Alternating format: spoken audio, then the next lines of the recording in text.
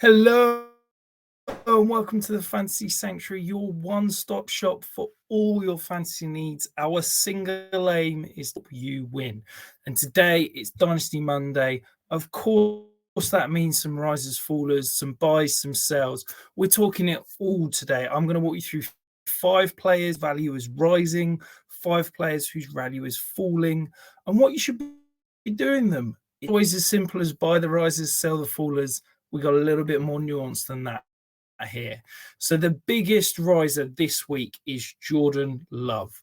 Now, I was a little bit reticent at the start of the season when he was balling out to put him higher up in my rank. He then went through the lull period, but actually was playing some really good football.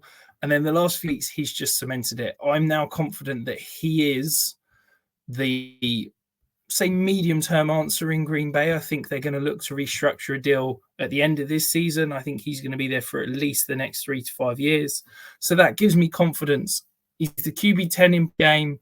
He's got the highest ADOT of people who have thrown over 300 passes in the league. The only guy who's near there is Will Levis, but he's not throwing the same volume of passes. He's getting it done with a young wide receiver core that is only going to grow as he begins to grow. Yes, they're going to have some question marks on the offensive line over the next couple of off seasons as that starts to age out. But I really think he's going to continue to grow, continue to develop. From a dynasty community perspective, he's my QB 14 right now. I'd put him in the range with Brock Purdy. Not far behind someone like Kyler Murray. I honestly believe that you're probably paying at least 2 first to go and acquire him. Maybe it's not now is the time to buy, because I think there'll be a lot of hype and a lot of build off the back of the couple of weeks. But if you can go and buy him for less than that, maybe go for it. But I think he's probably a solid hold right now. And I say if I'm rostering him, because I think as soon as that contract extension gets laid down, he's probably going to go up in price. He's got a 7.5 million contract next year, cap hit wise. So the Packers are negotiating from a point of good leverage, because Jordan Love's going to want to get, one big payday potentially. So yeah, I wouldn't be surprised if we see him coming in that $35 to $40 million range. Think about the kind of the Geno Smith, Bill Jones level contract. And I think Jordan Love's better than that. He can command better than that. But I think that because he's on a low cap hit next year, because he didn't want to bet on himself, I wouldn't be shocked if we see him come in below market, because I don't think with what he's done in his career today, he's going to basically hold the Packers over a barrel and try to force them to pay up. The next riser, Nico Collins. Look, what happened to Tank Dell was absolutely brutal, but Nico Collins stepped in phenomenally well. He is now the wide receiver 10 in points per game. I think if both were healthy, I'd still rather Tank Dell, but now Tank Dell's out for the rest of the season. Nico Collins bumped ahead, and it's hard not to love what he's doing. 3.2% yards per run, over a 10% touchdown rate. Now, normally that worries me a little bit, but I think with Nico Collins that he's always going to be, because of his size, because of the way he plays, because of that target in the red zone, he's going to have a high touchdown rate. He's my wide receiver 15 right now. Again, you're probably going to struggle to buy off the back of this monster performance, but certainly one to track over the next few weeks. Maybe if somebody is looking to sell high off that big boom week, maybe you can sweep in and pay that mid first, because I think that's definitely where he's going to be for the next 3-4 years. Combined with Tank Dell, CJ Stroud, this offense looks very exciting moving forward. The other riser, Michael Pittman. Again, look, you're going to struggle to buy high off the back of it. Wide receiver 13 in points per game. The best thing about Michael Pittman is, yes, he's getting a high volume of touches. You can see on the screen 31% target share, but he's getting high value touches as well. 16 red zone targets, 10 deep targets. Now, it concerns me if all a receiver is getting is those high value touches. You look at Christian Watson last year, all he got was deep shots and red zone shots, and he struggled to command volume out the back of that. But Michael Pittman is getting the volume, he's getting the deep shots, and he's getting the red zone targets. So yeah, big riser for him. He's my wide receiver 14, just ahead of Nico Collins. Again, you're probably going to struggle to buy. There might be a little bit of a buy window in the offseason when we get Anthony Richardson coming back. I wonder if people will start knocking down Pittman for the potential that he's going to be a free agent at the end of the year, and maybe he's tied to a run first quarterback. Maybe that opens up a buy window, but at the moment he's just a solid hold because I think off the back of his production, he's going to be priced sky high. The next riser, Tyjae Spears. Look, I've been talking up Tyjae Spears for what feels like the last 2 months. He's looked great in whatever touches he's had. And Derrick Henry's probably gone at the end of the season. He's a free agent. I think this is going to be Tyjae Spears' backfield. Yes, the numbers aren't great, running back 38, 7.6 PPR, but we are going to see it this week. And I think that he's going to showcase exactly what he can do as a true 3-down back. He's got a higher EPA per rush than Derrick Henry so far this year, and I think that I expect to see that more. I think he's a good receiving back. I think he reads very well and he's physical at the point of contact. So I'm very hopeful that Tyjae Spears can showcase enough this week for us to be confident in him being a potentially top 15, top 16 back next season. The final riser, I mentioned him earlier, Christian Watson. Now, those of you who watched the show know I'm probably not the biggest Christian Watson fan. I thought he feasted on those high-value touches without much substance behind. But the really impressive thing on Sunday was that he commanded a high target share. He commanded the volume, and I thought he showed more to me as a route runner than he has at any point in his career. Yes, we know he can run past people. Yes, we know he's a physical freak of an athlete, but I think he's rounding out his game to be a more all-round receiver. Yes, the hamstring injury is there, and I think he seems like a player that's always going to have these soft tissue injuries, but maybe if that opens up a little bit of a buy window, maybe someone's trying to sell off the back of the performance because he's he's a riskier player given that injury history. Maybe you can go and spend a late first, early second to go and acquire. I'd definitely be sniffing around Christian Watson, and that's coming from a guy that's not a big Christian Watson believer.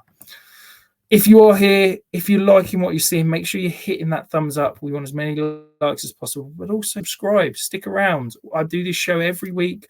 Tom does plenty of fun DFS content, and we promise we will help you win more leagues as a result.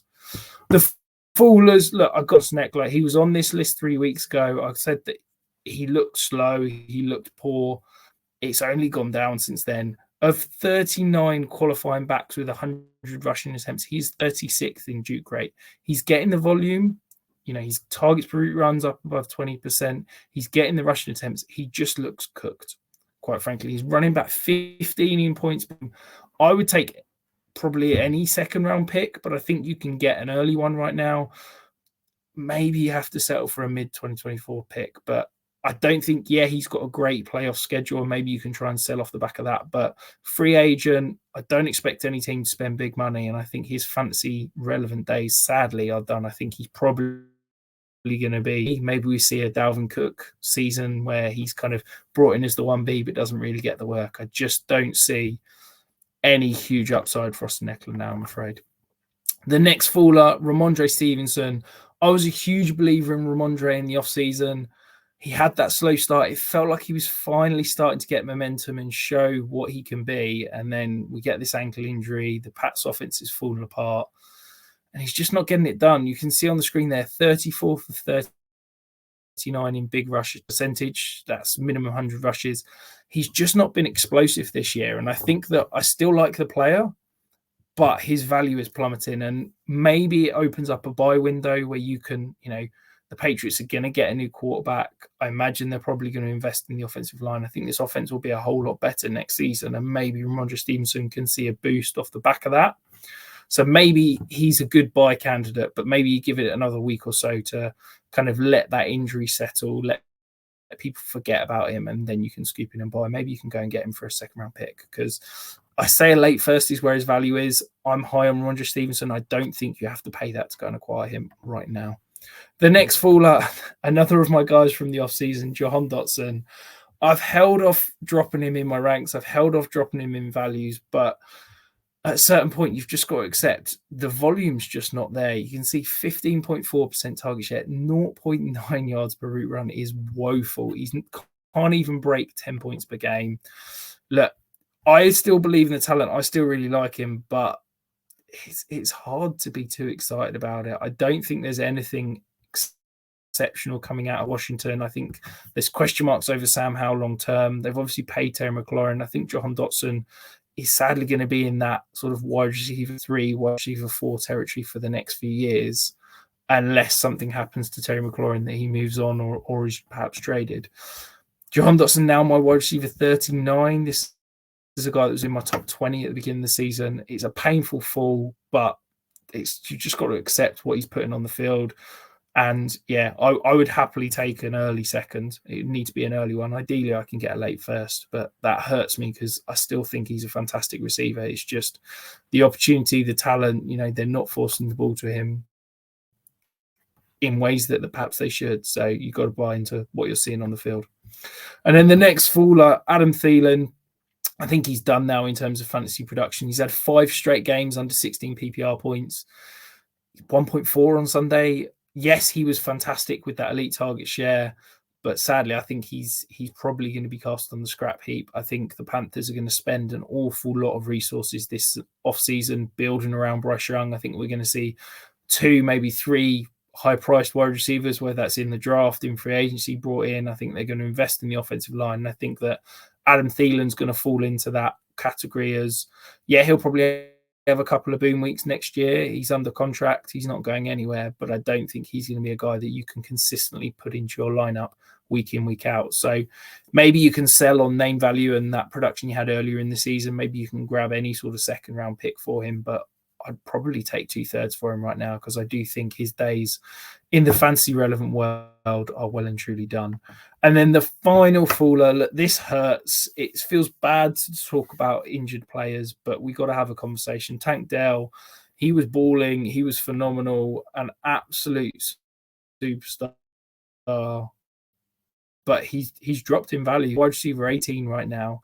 I think if you're a contender, we were having this conversation in the Discord, the members' Discord earlier, I think you need to move him. I think if you want to look at a player like Stephon Diggs, maybe you can, add something to go and get.